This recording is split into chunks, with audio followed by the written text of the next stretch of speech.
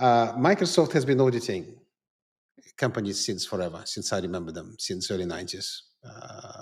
When they were still a small company. Not at the time they didn't audit, but when still Ballmer took lead, they started auditing as any other big vendor. IBM, SAP, Oracle, you name it. But today we're going to be talking specifically about cloud infrastructure providers. And why?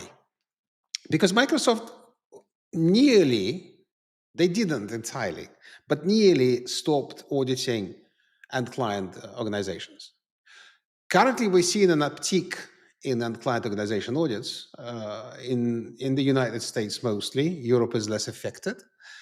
But the auditing of service providers is something that Microsoft will not stop. And there are multiple reasons. And some of them are obvious commercial reasons. Service providers concentrate massive amounts of Microsoft software in one place from different clients, whether they provide them, so you provide them as a service provider, or whether your clients bring your own license. The other reason is because of that massive concentration, potential penalties from just one exercise. Microsoft pays auditors per exercise. So just from one exercise, because of the size, of the sheer size of this, are much higher. There is a revenue potential. And I'm really sorry to say, but I've seen very few providers that are really squeaky clean compliant. So there's always something Microsoft may find. You won't necessarily pay a penalty, but I mean, I wish it was much more positive. And just to give you a bit of an intro, so you know why you need to listen to us, or why you should listen to us and not just think that we're making this all up. Personally, I have been helping providers since 2014. And since then, I was involved in 150 audits. And we saved with my previous team and the current team the amount of money to service providers that is between 500 million and 1 billion American dollars, converted to your local currency. So we've seen it all. Currently, at this time, we're helping 5 organizations with their audit defense in active audits driven by Microsoft proper license compliance audits. So Microsoft knows the numbers. They know your revenue. They know your clients. They know a lot. And there's another reason why they can't stop. If they wanted to, they can't stop auditing service providers, because service providers, to be a SPLA provider, you have to be a Microsoft partner. And Microsoft legally has to make sure that all Microsoft partners are competing in the same level playing field. So if one provider underreports and the other one reports correctly, obviously the one that underreports has an unfair competitive advantage. So they actually have to do it legally to comply with American trade laws. So for service providers, hosting providers, cloud providers, SaaS providers, it's not a question of if, it's a question of when. And some get audits every 2-3 years. I spoke to a company yesterday that has been operating for 9 years before they received the first audit last year. So it may or may not happen frequently. But the chance that if you report over 10,000 American dollars per month, the chances that you may be hit with an audit from Microsoft are pretty high. And providers come in different shapes and forms. Some providers provide SaaS platforms, for example, their own ERP solution. Yes, they may get an audit, but because of the structure of the service, it's relatively easy to scan the service, calculate the numbers, explain the nature of the service, sometimes maybe even avoid the entire SPLA scope and just use your own volume licenses for your solution.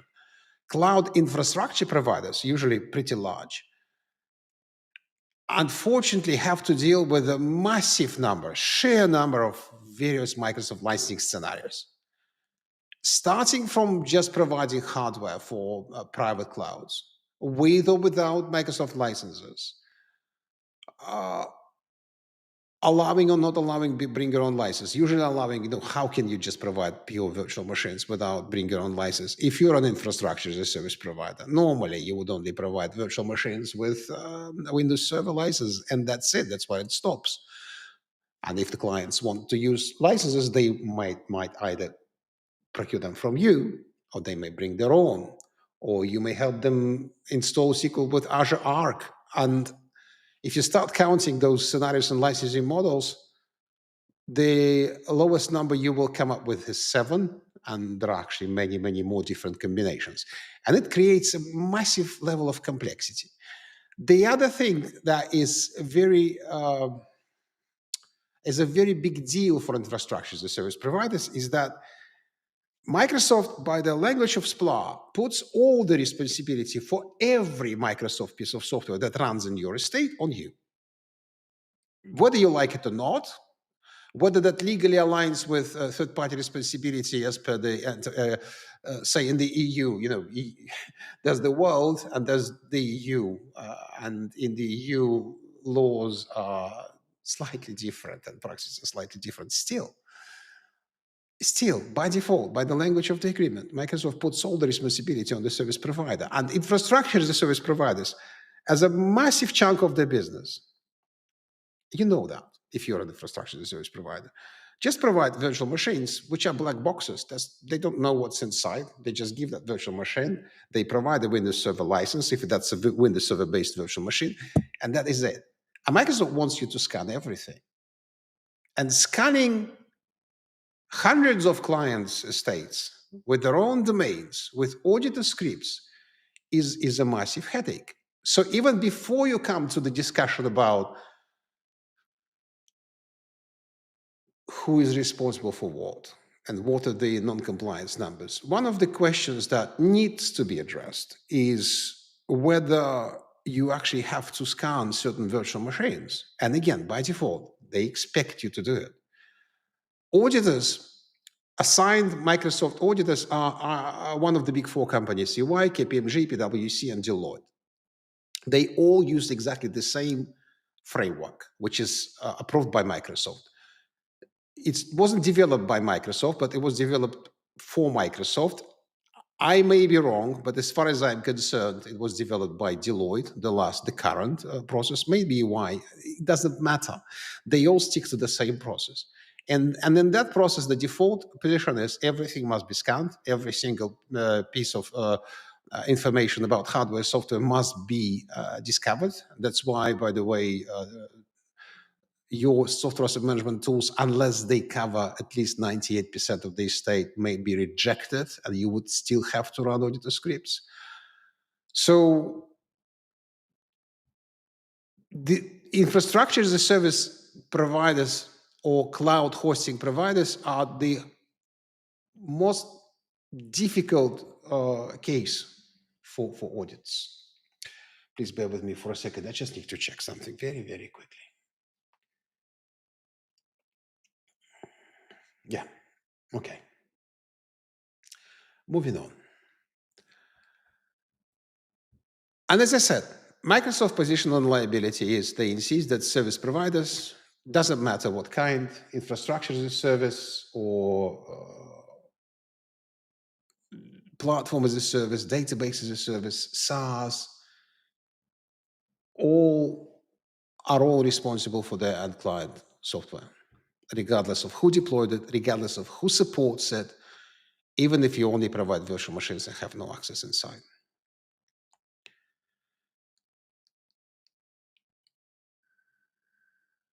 And you've got in the middle. You provide infrastructure while clients deploy software. The problem with SPLA as well, because that's the Microsoft's licensing agreement, SPLA, is that it wasn't designed for infrastructure providers. It wasn't designed for cloud hosting providers. It was designed for ISVs hosting their own solutions. You can even, when you research SPLA, if you want to, not very few people do, and go on the Microsoft's website and in the licensing information, you will notice that SPLA exists alongside with independent software vendors licensing. There's no specific configuration for service providers. And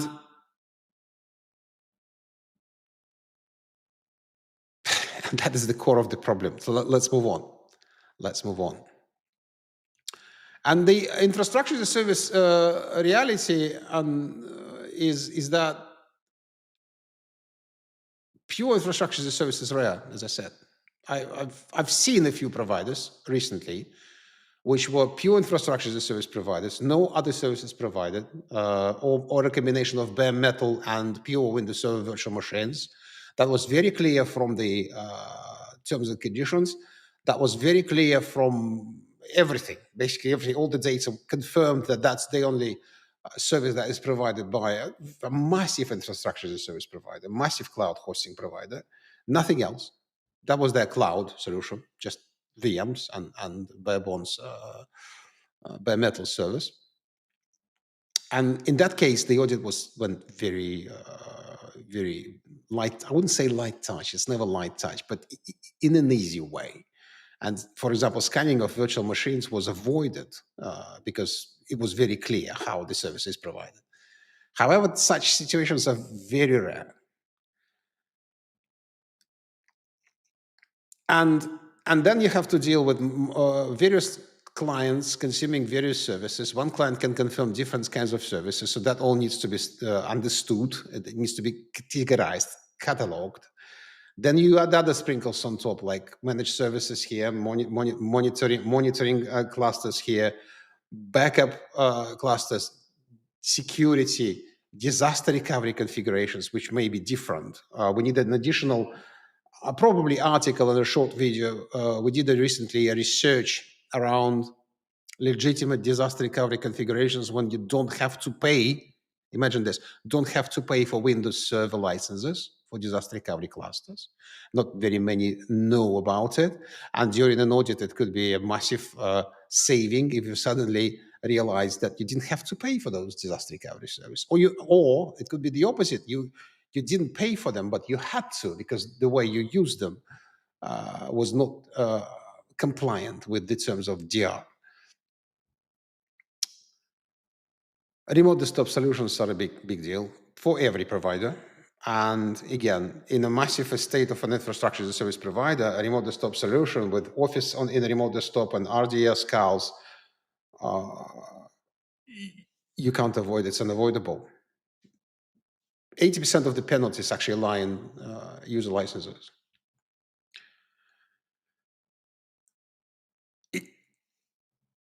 Going back to what I just said, if you only provide Windows Server and you can prove it, life is simpler. It's never simple, but it's much simpler. But the moment you add managed services, licensing requirements multiply. The moment you add additional pieces of software that you provide from SPLA pool to your clients, requirements multiply. You shouldn't, in many cases, providers provide licenses without actually managing the software, which is against the terms of SPLA, which is another thing that needs to be addressed before you engage in an audit exercise. If you can, we'll talk about it today. And by the way, there's so much to cover today. If I don't manage to do it today, we'll certainly have some other time. Maybe in the next live, I will notify everybody. Next live where we will discuss it. We'll discuss everything. So just please bear with me. I'm just checking something. Yeah, this is all good.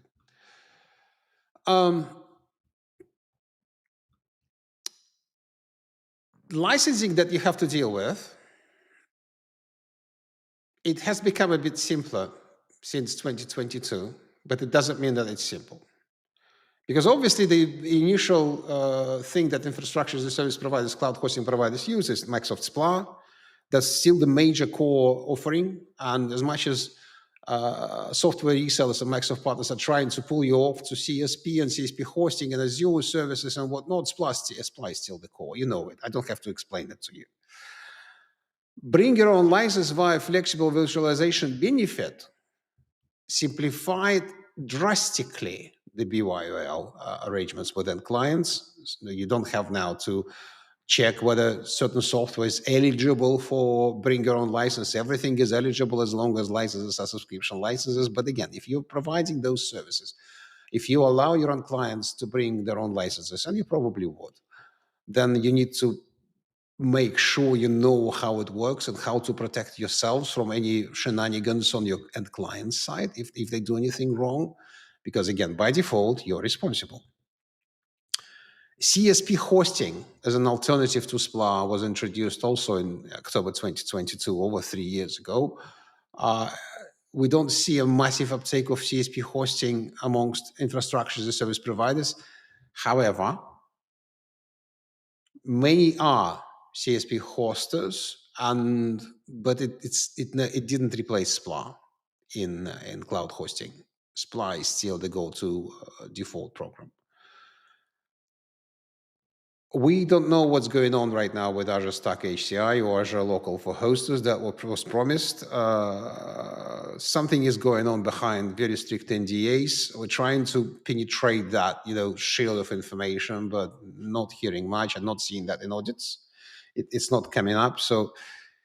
But it's another complexity that is an upcoming complexity, and you must be also absolutely clear around what is in the scope of an audit if you use local Azure solutions in your hosting environment, how they affect the scope of SPLA, whether they are in scope or not in scope. Do you provide everything just through Azure, or do you have a mix of Azure virtual machines, local Azure virtual machines through Azure Local, and SPLA licenses provided through SPLA, which is, well, it's a legitimate configuration. So that adds complexity. In regards to exposures, let's go through them very quickly. Exposure areas, Windows Server data center licensing is very rarely a problem.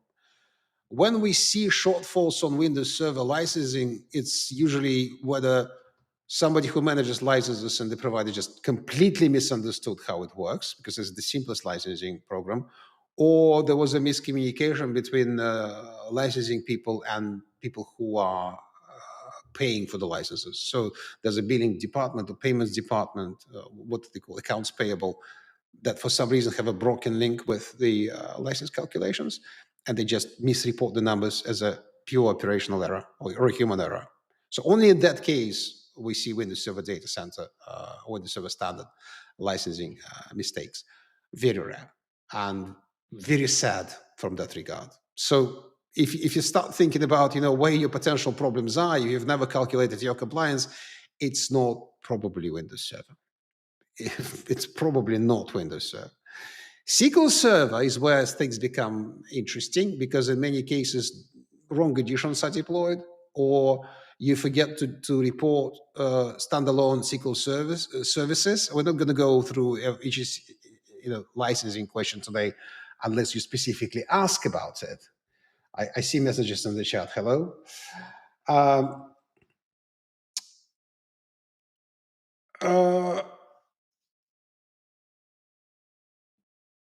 We have by the way, we have a recording on the channel and our LinkedIn page as well. In one of the previous live events, you can access recordings from the previous live events where we just went through service provider licensing 101, and I explained the most frequent SQL Server errors. But again, mostly it's about, for example, installing SQL Enterprise and reporting SQL Standard. Also not such a big deal, surprisingly. The biggest problems for each type of provider, except for SaaS providers, are user licenses. In your particular case, it could be 5%. But average, what I call an average temperature across the hospital, the average share of user licenses in the shortfalls in SPLA compliance reports is 80%. And what's sad is that before you get audited, at least for the first time, you don't realize that. You think you probably have problem with SQL, you probably have problem here, problem there. We're calculating licenses. We know how many people use the virtual machines, and then you actually calculate how much you need to report. And it's always a shocking revelation. So yeah, not fantastic. And bring your own license is your biggest compliance headache. because I will repeat this again. Microsoft thinks that you're responsible for everything upfront until you can, unless you can prove otherwise. And BYOL is the burden of proof is on you. How you approach this depends. What we recommend is, your first line of defense, and then we'll talk about it again. Your first line of defense is having very clear service definitions, what you actually provide, and where your provision stops, and where the responsibility of the end client begins. That is a must. You must have that. And also, when you allow BYOL, Microsoft used to demand that you, through the previous BYOL programs, that you check every piece of software, every license. They stopped demanding that. Only when you're a CSP hoster, you're supposed to check Windows Server and SQL Server licenses. That's it. For bring your own license. It doesn't mean that you shouldn't. Because when you get an audit, the easiest way out of long conversations and back and forth and having to chase it late is to have proof of license from the end client up front. Have a piece of paper from the client confirming that they do indeed have eligible licenses that are not expired yet, because they all must be on a subscription, to bring to your estate. BYOL is difficult. And let's just go through common BYOL scenarios you may or may not have, or you may not track. You provide all Microsoft license via SPLA, no BYOL. Never seen a cloud hosting provider that does this. I've never seen a single case, except for those. Sorry, I have to say, except for those two cases when there were infrastructure as a service providers who could prove that they only provide Windows Server. That's it. A scenario that we've never seen in large cloud hosting providers, as I already mentioned as well, everything is provided through CSP hosting. Another scenario, everything is provided via flexible virtualization benefit, 100% BYOL. I know personally one Eastern European cloud hosting provider that decided to go full on just flexible virtualization benefit, no SPLA. They haven't migrated fully yet, but that's their goal. It will be very interesting to see how it's going to work. So far, so good. You may be providing some licenses and be aware of what clients bring. You may be providing some licenses and not be aware of what else they deploy. You may have cases when you have no access to their machines and provide no licenses. You may have no access to their machines and provide only operating system licenses. You may have no access but still provide SPLA licenses at their request, and that is not compliant with SPLA because licenses may not be just provided. Licenses through SPLA may only be provided with a provided service. You can't just give a client 6 SQL Server cores.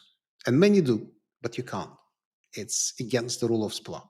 And by the way, in that case, if you tell auditors that we don't have access to this client's domain, but we give them licenses, they just tell us how many licenses they need. That doesn't work. That domain would have to be fully audited, and scripts would have to be run because it's a SPLA domain. There are SPLA licenses in it. It's your responsibility. There's no way back. Or there may be no access, but you provide CSP licenses at their request. It's an easier solution, because if you provide all the licenses via the CSP channel, you have the records, you have the paperwork, so it's traceable, it's auditable, so not such a big problem. And this raises questions about so what do we do when we have no access? Because auditors will demand scanning of all virtual machines in your estate, regardless of your contractual terms with clients. They will demand it by default. You can push back. In the recent years, whether that's our efforts, because we are the most famous YouTube channel, and I think probably the only company that actually specializes in helping SPLA providers in audits, auditors are learning as well. And I mean, I wouldn't be surprised if some of the auditors right now are watching this live stream. And by the way, welcome. And I have nothing against you. It's your job, guys and girls.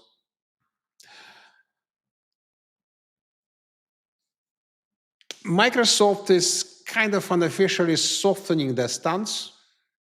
I think it's a collective effort of providers pushing back, us and other partners educating both auditors and Microsoft. Microsoft themselves understanding that SPLA wasn't designed for infrastructure as a service. So there is a possibility by proving certain configurations and certain no access scenarios to remove those machines where you have no access, or not machines, actually, entire environments, client environments, from the scope of scanning, thus reducing the time it takes to scan, the time it takes to analyze, the complexity of the final report. And also preventing even the conversation about potentially having to pay penalties for non-compliance in those machines. You have no access, you don't provide any service, don't provide any licenses. Again, the default position is you're responsible, but there's a way to push back. There is a way to push back. And for bring your own license, you need to build like what we call it, fortress of compliance. And it would be much better if you did it even before you receive an audit notice. Even if you never receive an audit notice, it's good to have that system up front, because audits are a massive source of anxiety.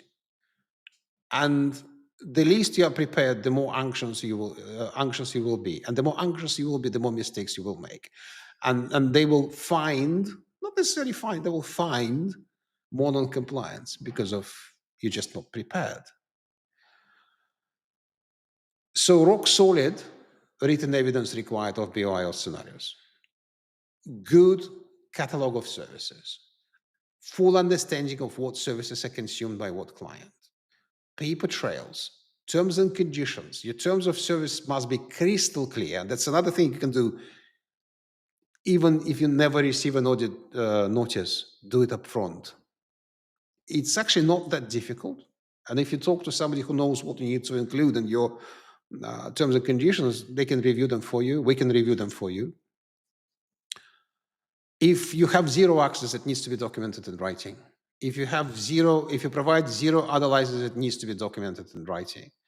Clients must accept full responsibility in writing. And in that regard, and I will mention that again, SPLA demands that you include end user license terms. It's a PDF that was provided to you with your SPLA package. It didn't change. It hasn't changed since 2013. It's still the same exact text. You must include it in every end client contract. It's a non-negotiable condition of SPLA, whether you like it or not. And we've seen cases when providers would read it and say, I can't make my clients sign it. You have to. And it protects you. Indemnification clauses. So, and clients committing to indemnify you in case you're found, in case non-compliance is found that is a result of their mistakes. I would put it this way. So when you get the notice, let's go through, now talk about the audit, because it's the audit survival guide speech. When you get the audit notice, the first thing you need to know is Microsoft must notify you 30 days prior to the audit. So effectively, when you get the audit notice, even if they tell you that we want you to meet with your auditor in 10 days since you received and acknowledged this letter, you actually don't have to, because they are contractually obliged to give you a 30 days runway, 30 days response window. It's not like they're asking you whether you're okay to agree to an audit or not, or you disagree, you say, no, you can't audit us. No, it's a notice. They notify you that the audit starts. It's a no. Good lawyers may try and use legal ways to prevent an audit, but without that really professional legal support, you are obliged to undergo an audit by the terms of SPLA. So unfortunately, I would love to say it give you a tip of how to stop an audit in its tracks. It's not possible. I've seen one case, and it's only because Microsoft screwed up. That's when an audit was stopped before it started. Otherwise, they just give you a 30 days upfront warning. But you have 30 days, and you can demand those 30 days. So first thing, I know it's nerve-wracking. When you get a notice, look at it very closely under the microscope. Where did it come from? LCC, license and contractual compliance. If it came from LCC, it's signed by one of the LCC directors. Probably most, even for American operations. No, American operations are run from American LCC. EMEA is Dublin, Ireland. Microsoft LCC in Singapore. I heard recently that they're transferring their operations to Dublin as well. I'm not sure about that. So Singapore is the third center. So one of those three. If it comes from LCC, if it says we are running license verification, that is the license compliance audit. They will refer to your SPLA agreements, your MBSA numbers, and everything like that. They will explain your basic rights, refer to the terms of verifying compliance in your MBSA and SPLA. That is an audit. If it comes also from the LCC, but it says it has words trade law compliance, that is not a license verification audit. That's actually, it's still important, but it's more like touch. I talked about it in the previous live here on this channel. You have to check your clients for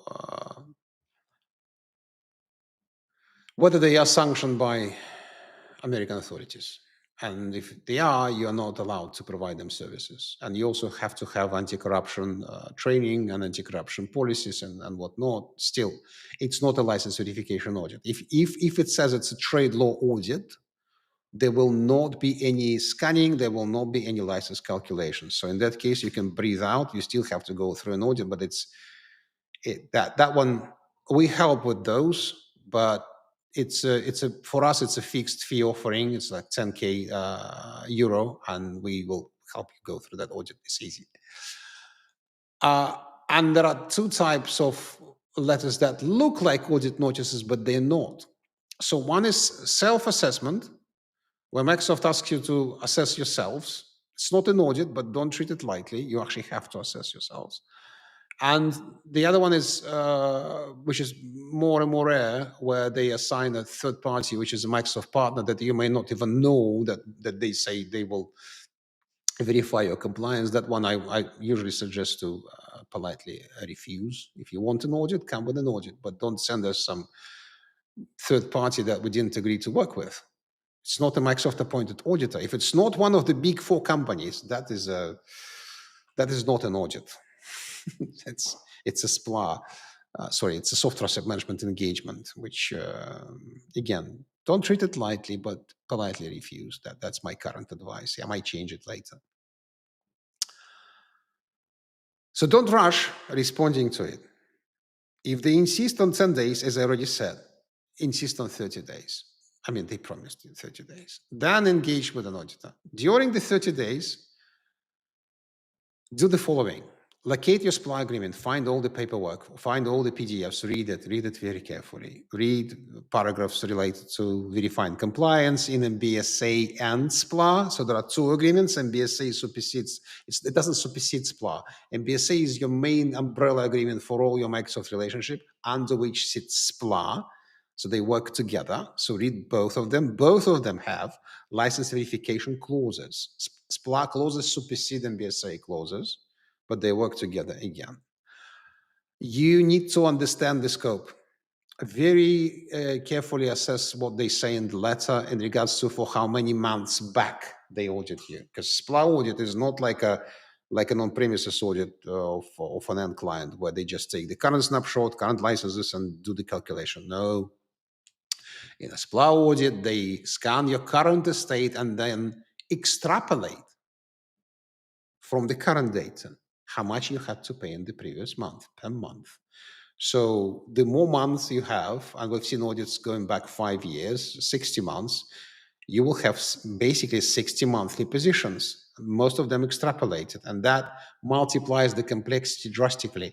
You may potentially, by the way, at this stage, this is something new we tried recently and surprisingly it worked. We asked Microsoft to reduce the scope to 3 years. They agreed. Only one case. I can't guarantee this, but it's an interesting thing. That's an interesting approach. Don't get relieved if only some agreements or only some of your entities are listed. Just clarified, verified. Entities, they may not insist of adding additional entities if you have a massive structure of different companies with different SPLAs. But if it's one entity and one of the SPLA agreements isn't mentioned, it's probably a mistake on their side, and they will include it. You can't just say, okay, the scope is limited to just this agreement. It will be included. Usually the scope is limited to an entity. Then when you've researched that, kind of what the type of the audit is, what the time frame is, start diagramming your own business. Start writing down everything about your complexities, because you need to decomplexity, you need to untangle everything you do. Have a list of clients, categorize every service variation, dedicated hosting, colocation, single tenant, private cloud, shared hosting, managed hosting, unmanaged hosting, SaaS if you have SaaS. Your own apps may not need even SPLA. So, well, that can be excluded. Very large providers that may not only host and be a cloud provider, but also provide business process outsourcing services. BPOs may be sometimes excluded from the scope of SPLA. And you don't have to pay for business process outsourcing dedicated infrastructures. So just at this point in time, before you start asking questions whether that's in scope or not, just document them. Just have a very detailed diagram. And if you have one that was made a year ago, make sure it's up to date. That's another mistake we see. Providers relying on diagrams that were drawn 3-4 years ago. Everything's changed. And when then the audit uncovers something you don't want surprises later in the audit. Do you understand what I mean? You want to be prepared. So document your estate. CSP hosting, if you provide CSP hosting, document that. Various BYOL scenarios. Map your entire infrastructure. You have to map every single bit, every server, cluster, environment, data center. Why? You don't want to overshare. Because the scope of the audit is just SPLA. If something is not SPLA, they will ask you, tell us about other data centers and clusters and whatnot. I wouldn't. You may, but be very firm to say, yes, we have other environments. They are not in SPLA scope. They're just not. They will not be included in the audit. This is your SPLA scope. This is where the audit runs. Then the other thing that, unless you have a very, very good CMDB or client management system, we see that sometimes providers struggle establishing whom a certain virtual machine belongs to, which sounds bizarre, but it happens. You need to know each VM's owner, each VM's, either it's a client or your internal department, because you're allowed to use SPLA for your internal use. Why not? You need to have that very clear database of who owns which resource, which virtual machine, which cluster, whether it's dedicated or shared. So that needs to be very, very clear.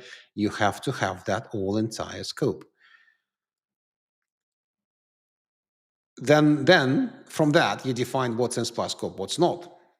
You identify what are pure internal use environments. Because for pure internal use environments, do you need SPLA? Maybe not. Maybe you can use your partner licenses in your internal use environments, in your pure dedicated internal use environments, or you may use open licenses. If you're a large organization, maybe you even have an enterprise agreement. So there are some providers that are large enough to be eligible for an enterprise agreement, or your CSP licenses. Document disaster recovery sites. Disaster recovery can be, in many cases, discounted from licensing entirely, including Windows Server licenses for even when you use Hyper-V. So document where they are, whether they're shared or dedicated, because dedicated disaster recovery sites can even be included from the scope. That's another interesting bit, another cost reduction mechanism, and how they work. Go to Microsoft SPR, Service Provider Use Rights, Universal License Terms, and check the disaster recovery terms. It's like a half-page document. Make sure that if you want to exclude disaster recovery sites from SPLA scope, you follow those rules exactly, because that will be questioned. That's not an easy thing to deduct from the SPLA scope. You will have to explain that. If you have management clusters, be very clear about what they manage. If in some cases they may be excluded from scope, normally auditors would insist that management clusters must be in scope because they're part of provided services. We have a different position on that. If a managed cluster is only used to manage the underlying infrastructure, management cluster, and it's not managing the services you provide to end clients, i.e. their virtual machines or databases or whatnot, then there's an argument that they're not in SPLA scope. They may be licensed with their own licenses because they're not effectively shared services, not shared hardware. You don't provide software services directly or indirectly from those machines. So it's an argument. It's a bit of a gray area. If you have Linux environments, and if they're separate Linux environments, remember they're out of scope. Pure VDI environments, they're not SPLA related. If it's pure VDI, there are no Windows Server machines running in those classes. They're out of the SPLA scope. You can exclude them from the SPLA scope, unless you provide Office, traditional Office licenses, not Office 365 again. Traditional SPLA licenses in that VDI environment, then it's in scope. Sorry, it is in scope. Also, this is what you need to clarify in your VDI environments. What kind of Microsoft software is being provided? Is the SQL Server? Is the traditional Office? Is the traditional Dynamics project, Visio? Then it's in SPLA scope. If not, if those are VDIs with Microsoft 365, fair game. You don't have to even scan them. If you're not ready, you may employ certain delaying tactics, but don't be, I mean, I can't really stop you, but don't be too arrogant with this. And one of the delaying tactics, which is legitimate, by the way, I wouldn't even call it a delaying tactics, is we usually advise our clients to sign a specific NDA with auditors. By default, you will certainly get a very hard pushback from the auditors saying, no, we covered with the NDA between you and Microsoft and us and Microsoft. According to MBSA, your MBSA current editions will probably have the language that you are allowed to sign an NDA with the auditor. And the most recent edition of the MBSA that allows you to do so puts a deadline of 10 days. So Microsoft knows it's used as a delaying tactic, so it only gives you 10 days. But then again, check your own MBSA. What does it say about that NDA? It'll win you a few days just to kind of prepare for everything calmly, because you don't want to be anxious. You don't want to rush. You want to be, you want to have peace of mind. You want to have your own rhythm. You want to control everything that's going on. By the way, another comment that I must make now, which I haven't made at the beginning, after the 30 days notice period, there are no contractual stipulations at all in SPLA for the time that audit takes. I will correct myself. It says a reasonable time. If they come to you and put unreasonable deadlines, which you can't meet, you only have 2 weeks to scan on your environments. You may politely email back and say, we understand your concerns and your desire to run this audit very quickly. but it's going to take 3 months, maybe, or maybe longer. You control you control all the audit execution time frame. Just don't be quiet. Communicate, push back, don't disappear, don't be arrogant, and then you can own the timeline. It's very important, because otherwise, again, if you rush, you make problems. And there are legitimate reasons to slow down, very legitimate reasons. You may depend on third parties, your SPLA resellers, your end customers, to get certain information. In some cases, end customers may insist that they run the audit scripts. I don't like that, but it happens. Personally, I don't like that, even in audit defense exercises. But that happens when end clients insist we're going to run the scripts. And then you depend on them to run the scripts. How long will it take? How long the security will be reviewing the scripts content, which are PowerShell scripts these days. You need time to locate historical data, evidence of, for example, auditors can't find when you deployed your servers, so you may need to look for purchase records for those servers and prove that that purchase record actually belongs to that particular piece of hardware. But you need time to find them, and often it's not easy, but because you are trying to reduce historical, perceived, many times wrong non-compliance calculations, you need that data. It's your legitimate interest. Do that. Your IT teams may need to prepare for infrastructure scanning. It's a legitimate reason again. You may need to engage your legal and compliance review. In one extreme case, legal managed to agree with Microsoft that they need 3 months to fully prepare for the start of the audit, to make sure that in their particular country the legislation is difficult, and they also regulated. So this could be this is not a delay in tactic even. It's a legitimate reason why it goes slower. Holidays, illnesses, incidents, security incidents, other commitments.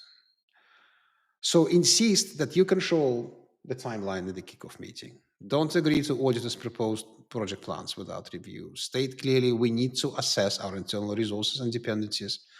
Request additional time for specific named reasons. Be professional. That's the thing. Be professional, be responsive, but be firm. Be assertive. Don't let them rush you into providing incomplete or incorrect data by mistake. What not to do in any case in an audit is don't ignore communications. Don't ignore them. It's unprofessional, it's counterproductive, it upsets everybody. And auditors are not your enemies. They're not your friends, but not your enemies. Don't make them your enemies. These are not Oracle auditors. These are Microsoft auditors. Completely different approach to Oracle, where I never like Oracle auditors, honestly. Don't make up excuses. They've heard them all. They've heard all the excuses. Don't be evasive, don't be hostile, and don't agree to deadlines that you can't meet.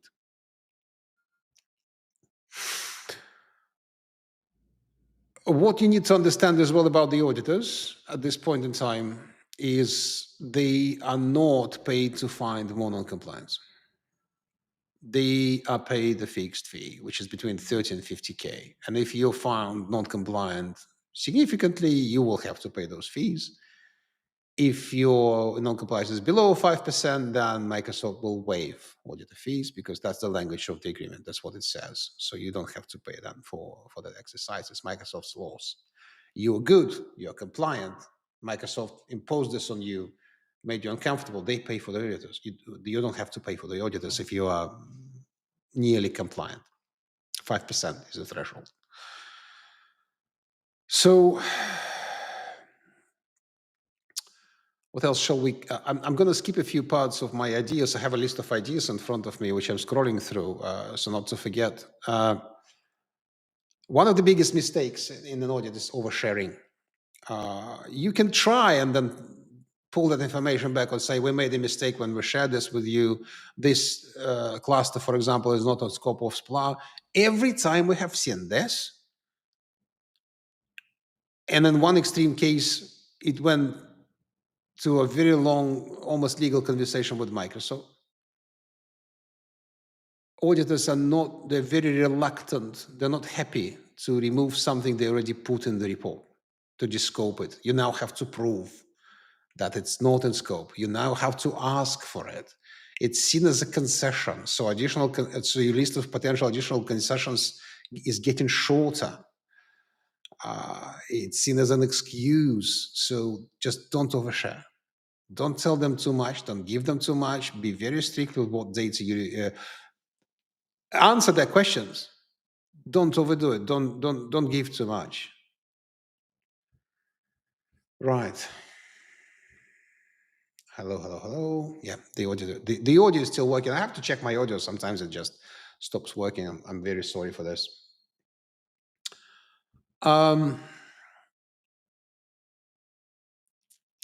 Next. The good thing to do, the good practice to do, and unfortunately, I wish it was more widespread, more ubiquitous, is not waiting until the audit begins. It's building your defense system well before any audit, even if it never happens. Even if it never happens. There are basically three pillars of defense. The first one is crystal clear terms of service. And if you've been listening this live from the beginning, I already mentioned that, to make your list of services unambiguous, very clearly defined, especially in terms of licensing and access. Include in the terms of services stipulations where your license responsibility ends. Show where client's responsibility starts. It must be clear. If you have custom contracts, and you may expect that an audit may come, review your custom contracts. It's difficult with public sector clients because they may impose on you very specific forms, their own forms, but it's not non-negotiable. They may be amended.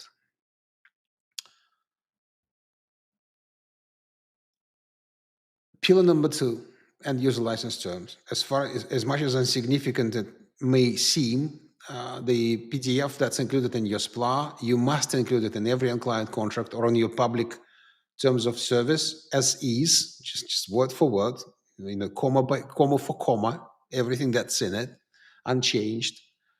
You can add additional terms on top, but you can't make them less than what's in the ULT. It protects you, and it explains to the end client, it compels them to collaborate with you in case of an audit.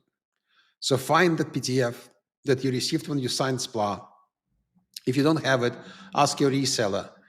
With SPLA resellers, unfortunately, these days, the knowledge of SPLA is nearly non-existent because all the educated people have quit, and there's no incentive, there's no drive to maintain that knowledge.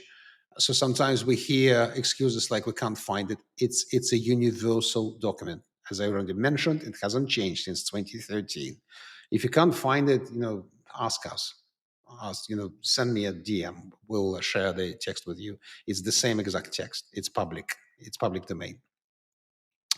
So you have to include it. It protects you in terms in protects you from your end client's liabilities because they have to sign it. They have to agree to it when they accept online terms, and it also compels them to collaborate with you in an audit. They can't just say, no, we're not going to run anything. We're not going to give you access. Well, sorry, you signed the terms. You have to collaborate. And the third pillar of that compliance, it's not all, but one of the most important things, is a client register with compliance details. So type of end user agreement, service start date, very important, service start date needs to be clear. If you provided them with evaluation access, that's not service start date. So study that, have that register of clients, go live dates, actual paid go live dates, which version of terms and conditions they accepted, what licenses you provide per client, what licenses they bring per client, access level, full admin or limited access, no access to their environment from your side. Evidence of bring your own license were applicable, the more the better. Onboarding of boarding dates, change records, billing records, linking payments to reported licenses. One of the audit defense tactics is, here's one of the kind of battle stories. An admin made a mistake and added every domain user, thousands of users, as authorized to access a remote desktop server. End client was only paying for 100 users. That was the designed configuration. It was supposed to be only 100 users. The auditors scanned the estate and they found that there are 3,000 or 5,000 users that have access to that server. That's what they put in the report. But then in the commercial discussion with Microsoft, the provider managed to prove that they didn't profiteer from this. They were charging for 100 clients. They provided other evidence that there were only 100, users. Only 100 users were supposed to be there and actually used it, not 3,000. And Microsoft gave a concession. In that case, they said, fine, you have proof. You didn't put yourself in an unfair competitive advantage versus other service providers and Microsoft partners. See what I mean? So you need that very good detailed list per client of all your relationships with change records. When was something deployed? When was a security group created? How many users they ask you to, on which date to give access to certain service? It's all important. So you have to have contractual records stored securely. If you have a professional SPLA management tool, like for example, Octopus Cloud, they have ways to store documents inside the tool, or you may have a CMDB, you may have other document management system. Use it. Change records with dates. You updated processes in a few massive clusters to bigger processes. On what date? Have records when you increase the number of cores, because otherwise, without that, from the current snapshot, it won't be clear why you paid less 5 years ago for the same service. Because processes were different, but what's the evidence? You have to have the evidence. Email correspondence when it affects changes, any changes, absolutely. Billing records, you may not. You will be asked to provide them all. In some cases, you will be asked to provide samples, but have them all anyway organized, because they may be your last line of defense, as I just explained with this remote desktop service case. If you're still a licensed mobility partner, some providers still are, it's an outdated program, you need to keep license verification forms. And I advise you need to keep them even for 2 years after you finish participation on the program, just in case. Don't rely on verbal declarations. Verbal declarations without evidence will not be accepted. Vague claims without documentations. Appeal to common sense. It doesn't work. So it's an audit. It's an audit. It needs a document trail. Declared numbers will not be accepted, only scans. So there we go. We've come in to the top of the hour. I'll probably stay for a few more minutes, but I think we would rather have another live when I walk you through the actual audit process. We actually planned to have a specific live session to update you on the current state of the audit process. We have at least 2 videos here on the channel that walk you through each stage of the audit and what happens in each stage. We will do another one at the beginning of 2026. So please join us at the time. If you want to learn about how they in general go, we already have the material here. We have articles on our website, SAMexpert.com. And if you need professional help, you can always come to us. As I said, we're the only company that actually specializes in helping service providers in Microsoft compliance and Microsoft licensing. So we have various options, retainers, success fee options are available if you don't want to risk it. If you think we can't help you, we're happy to take that risk on ourselves. So there's a way of working on a no-win, no-fee basis. And if you just received an audit notice, please book a call with us, free of charge discussion, so we can at least set your minds straight about what to expect, whether you need to worry, whether you shouldn't worry, and how you need to proceed in the next 30 days before the actual audit starts. And on that note, thank you very much for being with us today. I am Alexander Gorev, Head of Consulting and Services in SAMexpert, and have a great rest of the week and have a very productive end of 2025. Goodbye.